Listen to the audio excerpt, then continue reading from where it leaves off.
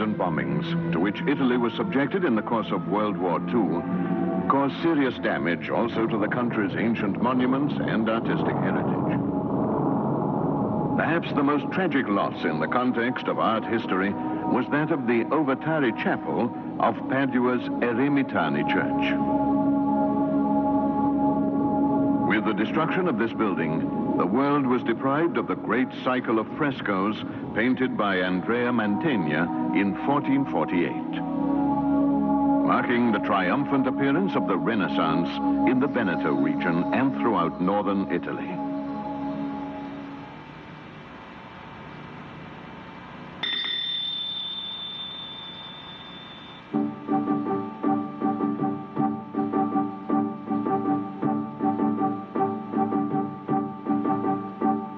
In the middle of the 15th century, the Po Valley came under the influence of the cultural revival which, from Tuscany, was spreading all over Italy. The continuous and prolific stream of new ideas affected all the major cities. But the new civilization of the Renaissance was no longer identified with the universities or with the church. It was now the aristocratic courts that attracted the most active and progressive cultural circles. In Ferrara, for instance, at the Estensi court. And in Mantua, at the Gonzaga court. And Mantua and the Gonzagas are inextricably linked with the name and work of one of the greatest artists of the Italian Renaissance, Andrea Mantegna.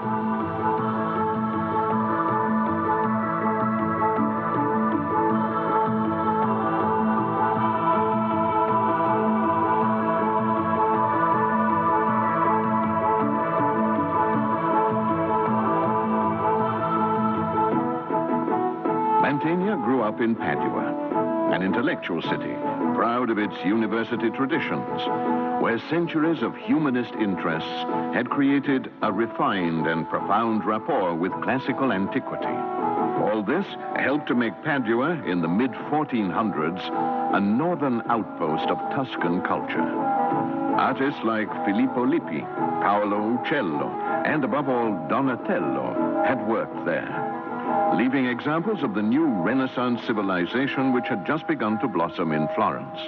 It was in this lively atmosphere that Mantegna served his apprenticeship in Francesco Squarcione's studio. Squarcione was an extraordinary man, a tailor who became a painter and collector of antiquities, a discoverer of budding talents and often an exploiter of those same talents. In his studio were masses of classical bits and pieces collected on the strength of sudden romantic whims. And it was there that the principles of the new Renaissance style were taught. The study of classical models and perspective.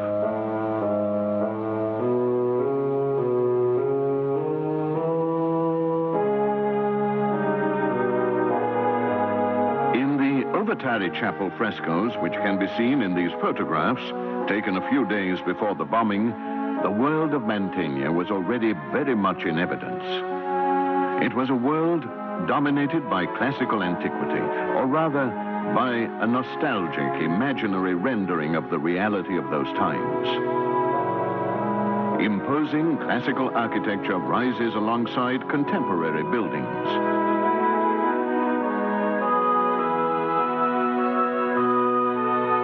In his masterly way of achieving a modern result by way of classical concepts, Mantegna reconciled archaeological-type scenes with sculpture-like figures. Faces, gestures, clothing, and objects have the noble features of antiquity. A precise use of perspective places the figures on a higher plane than the observer's line of vision, as if they were on stage in an epic drama.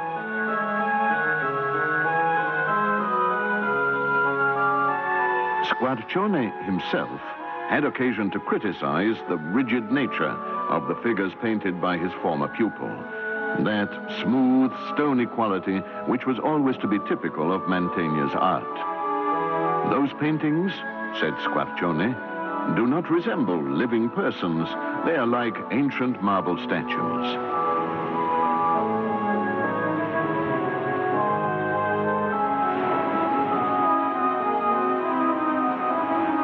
A manuscript description exists of an excursion that Mantegna and 3 scholars made to Lake Garda to admire its unspoiled landscapes and to explore the many ancient ruins to be found on its shores.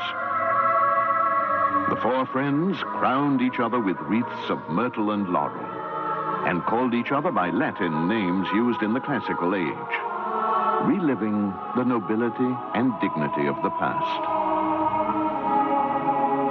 Mantegna's version of antiquity throughout his work is a romantic combination of archaeology and scenography.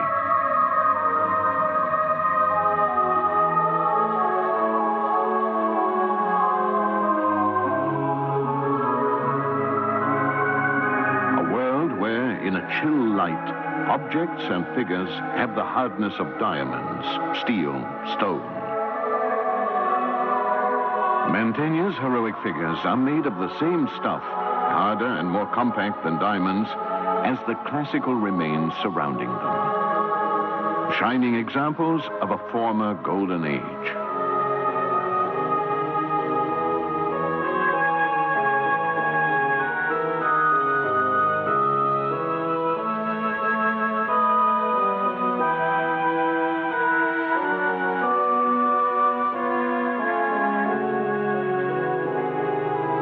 Saint Sebastian in Vienna and his other Sebastian in the Louvre, Paris, are men of stone who have the same noble beauty as ancient marble, and who, from the hardness of marble, inherit their resolute incorruptibility, their great moral integrity, which is untainted by the passage of time and the vicissitudes of man.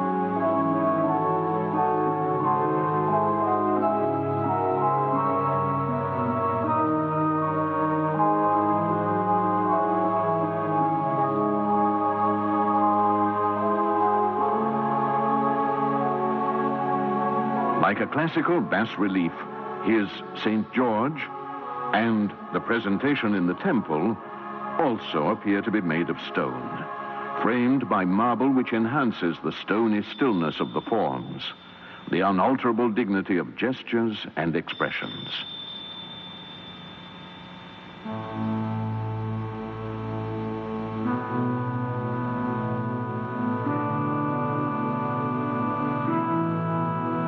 It is an obsession with stone which, in a supremely coherent way, also involves nature. A fossilized, archaeological form of nature, in which figures seem to be hewn from the quarry that the artist liked to place in the background of his paintings. For Mantegna, man inhabits a world of stone, where even the grass and the plants have the consistence of minerals.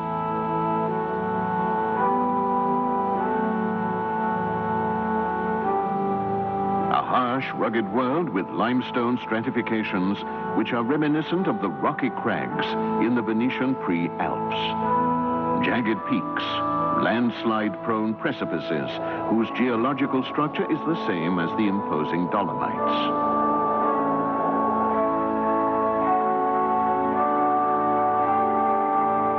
Even the clouds seem solid and have disturbing shapes.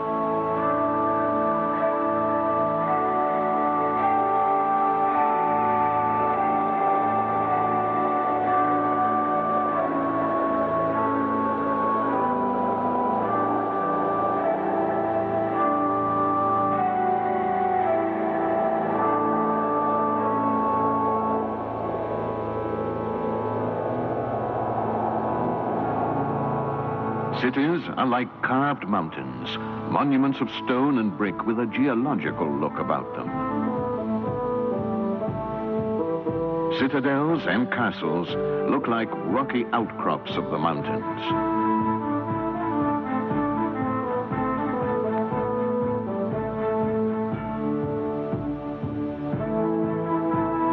The landscape is that of the Veneto region, but it is as if it had been turned into stone.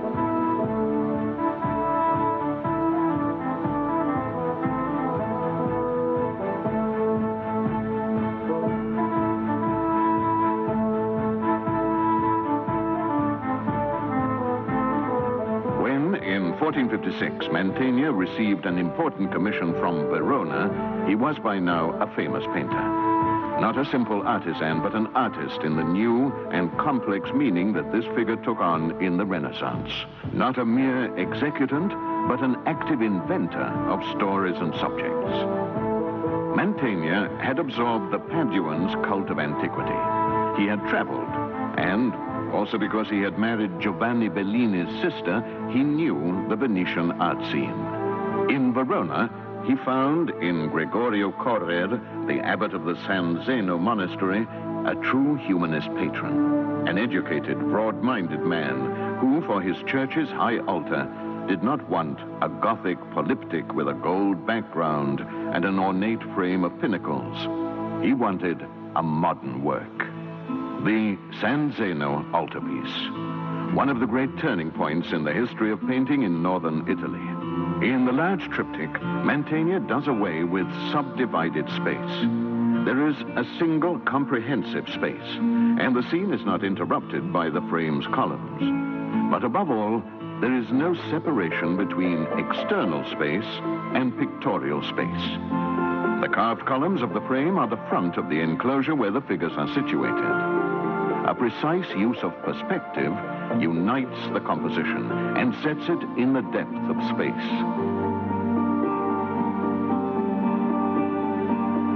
The architectural details imagined by Mantegna are very ornate classical forms. Festoons of fruit, polychrome marble, carved friezes reminiscent of the relief on the sarcophagi admired by the painter in the homes of collectors of antiquities. Here, too, there is no show of feelings among the majestic, statuesque figures. None of them draws any vital force from the presence of the others, and each is wrapped up in his or her own aloof absoluteness.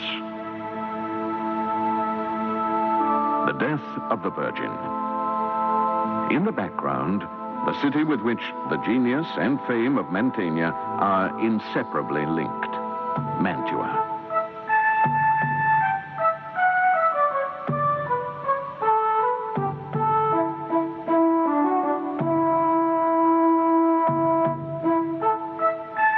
Mantua, city of water.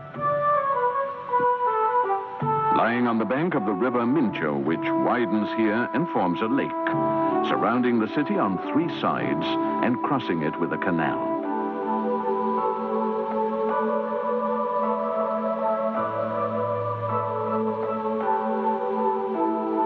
A fascinating lagoon-type atmosphere pervades the city. A city shaped by the history of the Gonzaga family, who for almost 400 years, from the 14th to the 18th century, held sway over it and made it seem superb and eloquent, almost excessively so compared with its real character.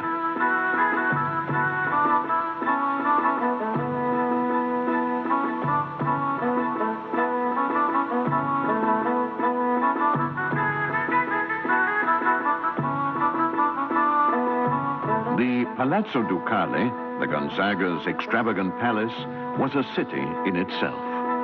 Buildings of various periods and styles, private roads, squares, lodges, places of worship, gardens, made up the sumptuous and dignified scenario for the deeds of this powerful family of condottieri. Clever men-at-arms who knew how to profit by the wars between Milan and Venice, offering their services first to one side, then to the other, but always guided by a strict and proud observance of the rules of honorable conduct.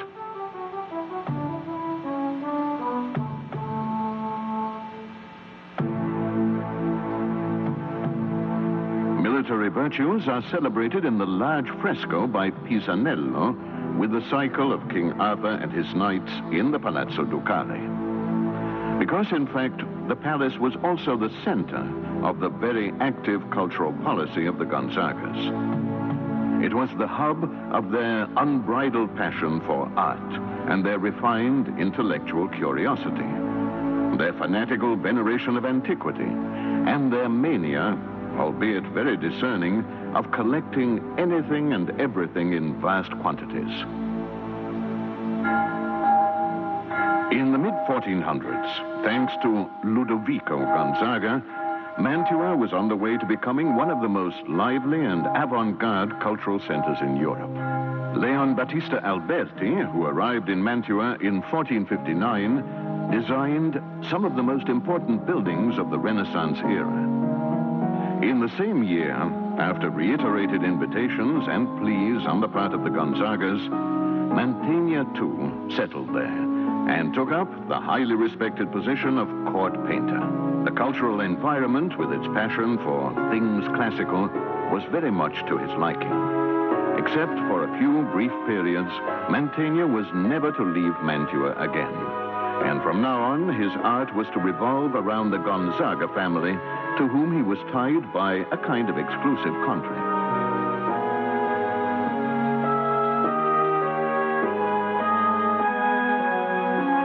Some panels to decorate a small chapel, no longer standing, represented Mantegna's first work for the Gonzagas. This was the religious and private side of the court, which was immediately to be followed by the far more exacting task of portraying its other public side. In the Castello di San Giorgio, Mantegna made the classical dream of the Gonzagas come true in a pictorial masterpiece which has no equals in the art of that era, and which was already very famous as soon as it was completed, the Camera Picta, or Camera degli Sposi. This room, which is square and small, is not covered but transformed by the frescoes. The walls, like transparent partitions, depict scenes from life at court which take place in imaginary open spaces. One wall shows the Gonzagas receiving news of an event which is of capital importance for the family's future: the election of Ludovico's son Francesco as cardinal. As in a theater, heavy curtains open on the scene. Ludovico and Barbara, the married couple to whom the room is dedicated, dominate the composition. But every member of the family, every member of the court, the pages, the dwarf, each has his or her own identity. It is a genuine family portrait, where no one person is overemphasized, but where each is aware of the indispensable role he or she plays in the scene, contributing to the unitary effect of the composition. The scene on the next wall takes place in the open country and shows Ludovico with his retinue going to greet his son who has returned to Mantua after his election as cardinal. The Gonzaga's desire was to combine antique glory with the present day, to transform history into myth. For the first time, current events were recorded with the timeless language of the classical period. The figures, austere and composed, make no oratorical gestures, but inventive composition and perspective lend a theatrical air to the whole scene. A performance where there is no dividing line between actors and spectators, between public and private.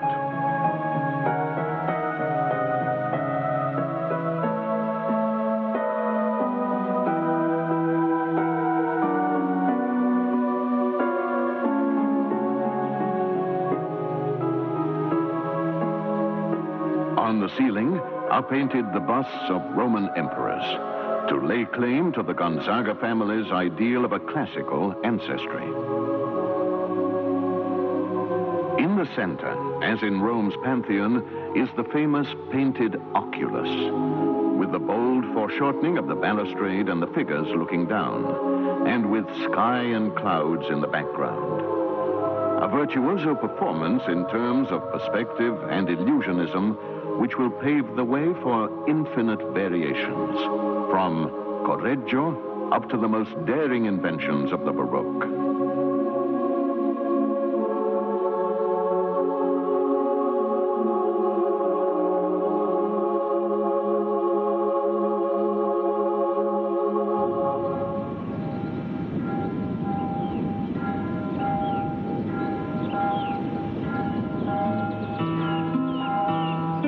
In his career, Mantegna painted many versions of the Madonna and Child, works which reveal an affectionate sense of intimacy which is somewhat unexpected in this painter. They are small paintings on wood panels, or more often on canvas, whose use was becoming more and more widespread at that time. Apropos of this, it is interesting to note that the oldest known painting on canvas in Italy is actually one of Mantegna's works. The large altarpiece of the Madonna della Vittoria was painted by Mantegna as an ex voto for the successful outcome of the Battle of Fornovo, won by troops led by Francesco Gonzaga, who is portrayed in his precious armor at the foot of the Madonna's throne. The bower, framing the scene, represents the Garden of Heaven, but nature there is not free.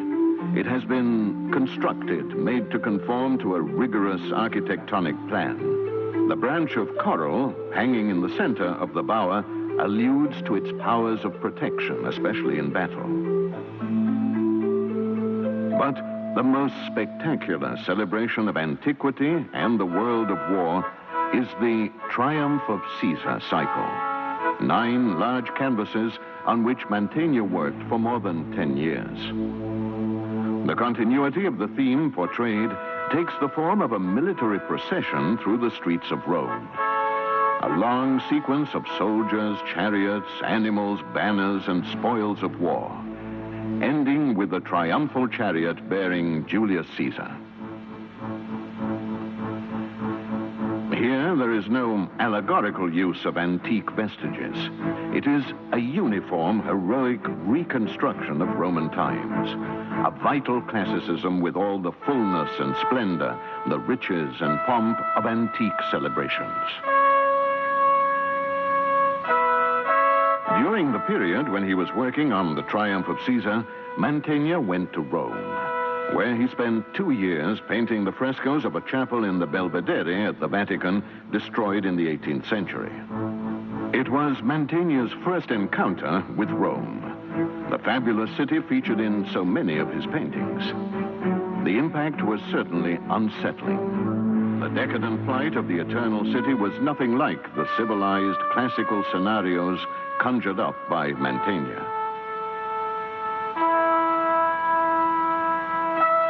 An idealized and ostentatious picture of Rome which had all the connotations of nostalgia and dreams, and which inevitably clashed with reality.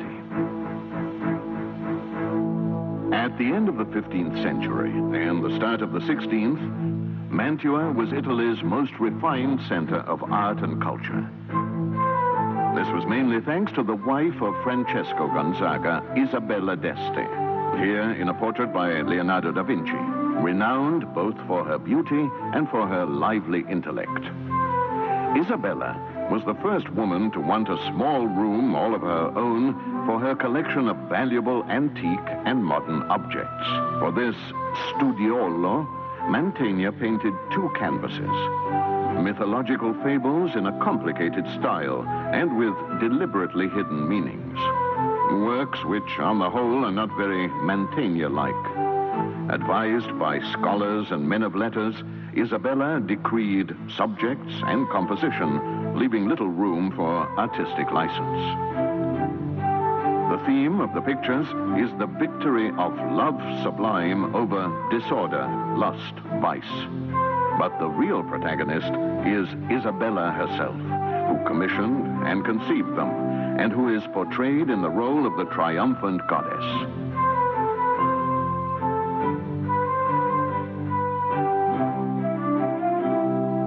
The art historian Vasari wrote that Mantegna derived much pleasure from architecture.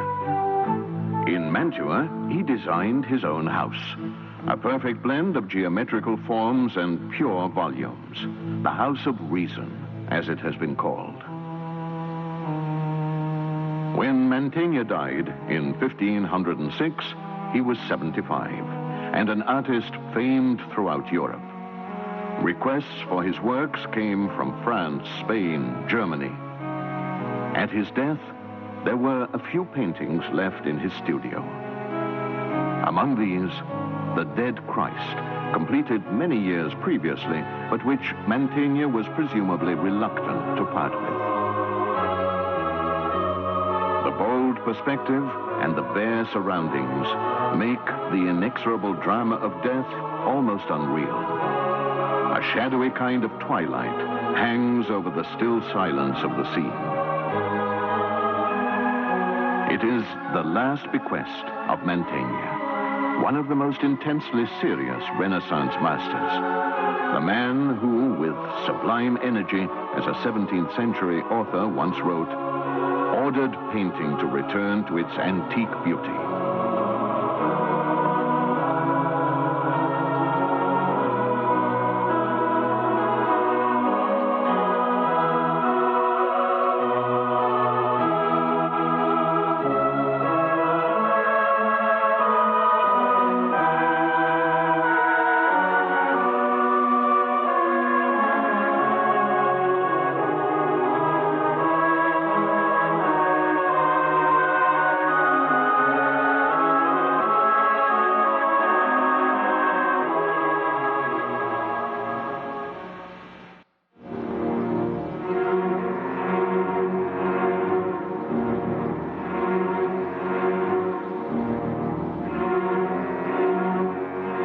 Outraged by the murder of 1,500 civilians by German pilots in the village of Guernica during the Spanish Civil War, Pablo Picasso struck back in the best way he knew.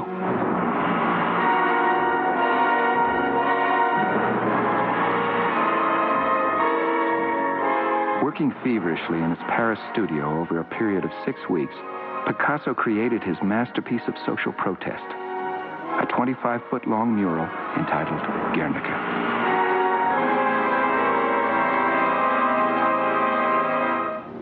Painting is not done to decorate apartments, he said. It is an instrument of war against the enemy. This Millennium Minute has been made possible by the National Endowment for the Humanities.